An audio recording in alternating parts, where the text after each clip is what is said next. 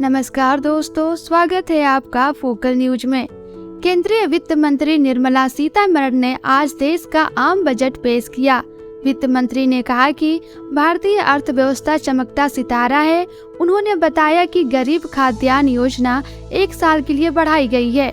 वित्त मंत्री ने इस बीच बड़ी घोषणा करते हुए कहा कि 7 लाख की आय तक अब कोई टैक्स नहीं लगेगा।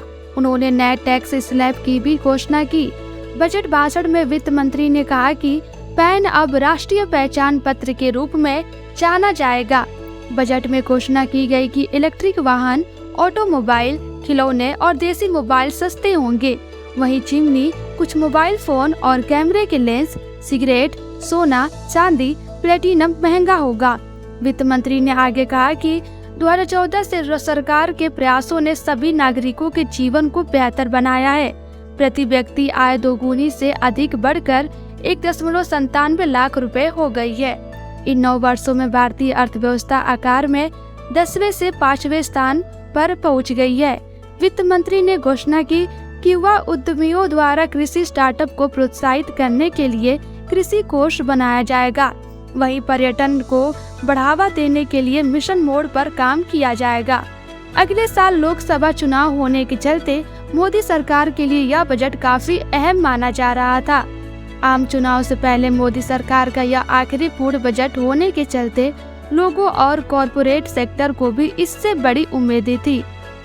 अब आपको बताते हैं आम जनता के सवाल। नंबर 1, 2023 के बजट में आम लोगों को कितनी राहत मिली है? सरकार का अगले साल होने वाले आम चुनाव से पहले आखिरी पूर्ण बजट है। ऐसे में मध्य वर्गीय परिवार को उम्मीद है कि इस बार वित्त मंत्री के पिटारे में टैक्स छूट का तोहफा होगा। इससे पहले सरकार साल 2020 में नया टैक्स स्लैब पेश किया था। महंगाई से परेशान मिडिल क्लास को इनकम टैक्स में छूट की उम्मीद थी। लोगों की मांग थी कि 80C का दायरा बढ़ाकर 2 लाख रुपए तक का हो। भारत जिस तरह से अगले 10 साल में दुनिया की बड़ी आर्थिक ताकत बनने की क्षमता रखता है, उसे देखते हुए सरकार को अर्थव्यवस्था को बढ़ाने के लिए हर सेक्टर पर ध्यान देना होगा। इसके साथ ही सरकार इस बजट में मेक इन इंडिया पर भी अपना फोकस रखने वाली है। इसके लिए हर जिले में 1 डिस्ट्रिक्ट 1 प्रोडक्ट यानी ODOP के तहत एक्सपोर्ट हब बनाने की तैयारी की जा रही है।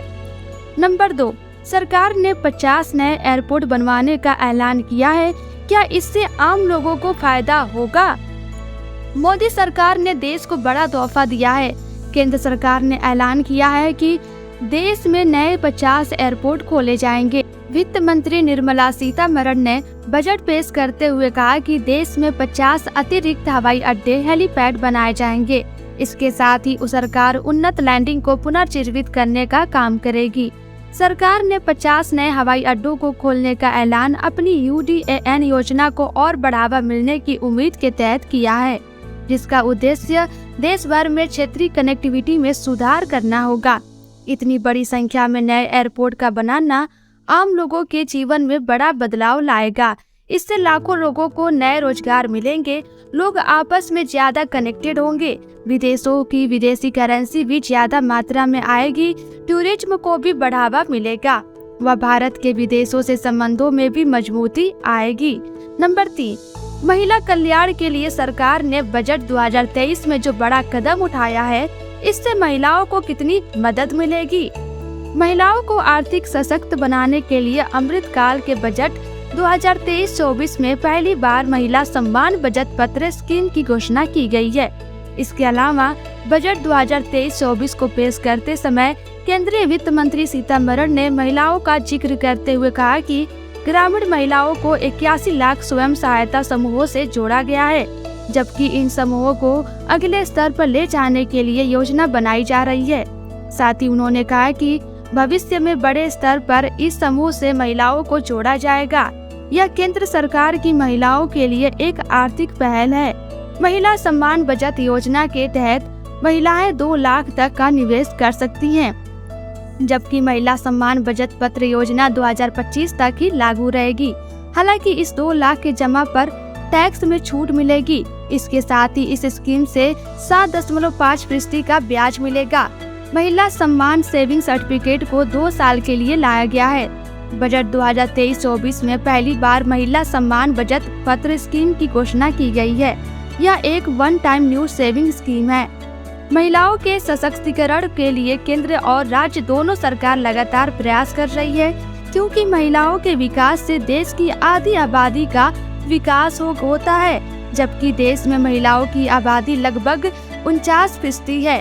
देश में महिलाओं को पुरुषों के समान भागीदारी सुनिश्चित करने के लिए सरकार ने साल 2015 में बेटी बचाओ बेटी पढ़ाओ योजना की शुरुआत की थी।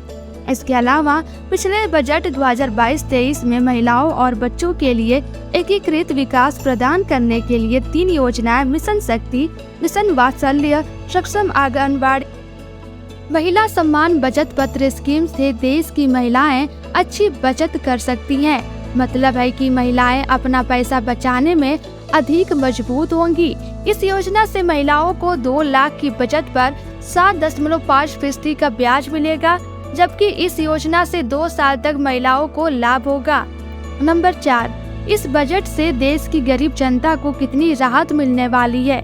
वित्त मंत्री निर्मला सीतारमण ने वित्त वर्ष 2023-24 का आम बजट पेश कर दिया है। इस बजट में उन्होंने बड़ा ऐलान करते हुए 7 लाख रुपए तक की कुल कमाई करने वालों को बड़ी राहत दी है। इन लोगों को अब कोई टैक्स नहीं देना होगा।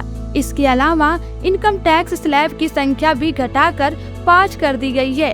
बजट में वित्त मंत्री ने महिला बचत सम्मान योजना लॉन्च करने का भी ऐलान किया है। उनका कहना है कि इससे महिलाएं बचत के लिए प्रोत्साहित होंगी। इसके तहत 7.5% का सालाना ब्याज मिलेगा। किसानों के लिए भी वित्त मंत्री ने श्री अन्न योजना लॉन्च करने का ऐलान किया है। इसके तहत मोटे अनाज के उत्पादन को बढ़ावा दिया जाएगा। वित्त मंत्री ने बजट पेश करते हुए कहा कि दुनिया में मंदी के माहौल में भी भारत की आर्थिक ग्रोथ 7% तक रहने का अनुमान है। यह भारत के लिए बड़ी सफलता है। उन्होंने कहा कि देश की इकोनॉमी का आकार बढ़ा है और हम दुनिया की 5वीं सबसे बड़ी अर्थव्यवस्था बन गए हैं। वित्त मंत्री ने कहा कि यह अमृतकाल का पहला बजट है।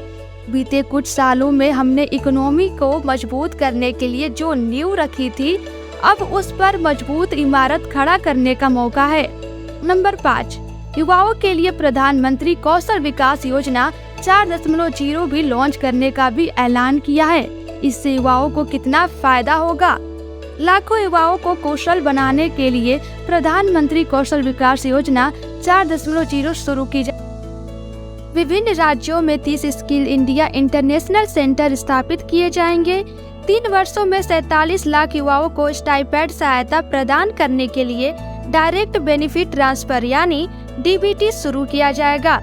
केंद्रीय वित्त निर्मला सीतारमण ने बजट पेश करते हुए कहा कि हमारे युवाओं को सशक्त बनाने और अमृत पीढ़ी के सपने साकार करने में मदद करने हेतु हमने बड़े पैमाने पर रोजगार सृजन करने में सहायक आर्थिक नीतियां अपनाई है। साथ ही व्यवसाय के अवसरों का समर्थन किया है। युवा शक्ति हमारे प्राथमिकता वाले क्षेत्रों में से एक है। वित्त मंत्री ने घोषणा की कि अगले 3 वर्षों में लाखों युवाओं को कौशल प्रदान करने के लिए प्रधानमंत्री कौशल विकास योजना 4.0 शुरू की जाएगी।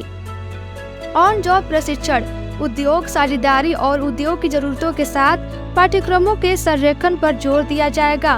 उन्होंने इस बात को रेखांकित किया कि यह योजना इंडस्ट्री 4.0 जैसे coding, AI, robotics, mechatronics, IoT, 3D printing, ड्रोनों और सॉफ्ट स्किल जैसे नए युग के पाठ्यक्रमों को शामिल करेगी।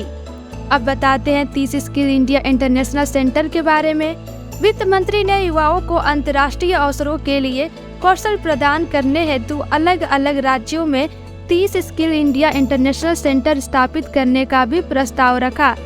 वित्त मंत्री ने घोषणा की है कि अखिल भारतीय राष्ट्रीय प्रशिक्षुता प्रोत्साहन योजना के अंतर्गत 3 वर्षों में 47 लाख युवाओं को वृत्तिका सहायता प्रदान करने के लिए प्रत्यक्ष लाभ अंतरण शुरू किया जाएगा। वित्त मंत्री ने सूचित किया कि निम्नलिखित एकीकृत स्किल इंडिया डिजिटल प्लेटफॉर्म की शुरुआत कर कौशल वर्धन हेतु डिजिटल तंत्र को और विस्तार प्रदान किया जाएगा। इसके बारे में विस्तार से बताते हुए उन्होंने कहा कि यह मांग आधारित औपचारिक कौशल वर्धन सक्षम करेगा। ऐसे ही तमाम वीडियोस के लिए चैनल को सब्सक्राइब करें और वीडियो अच्छा लगे तो लाइक शेयर भी जरूर करें। धन्यवाद।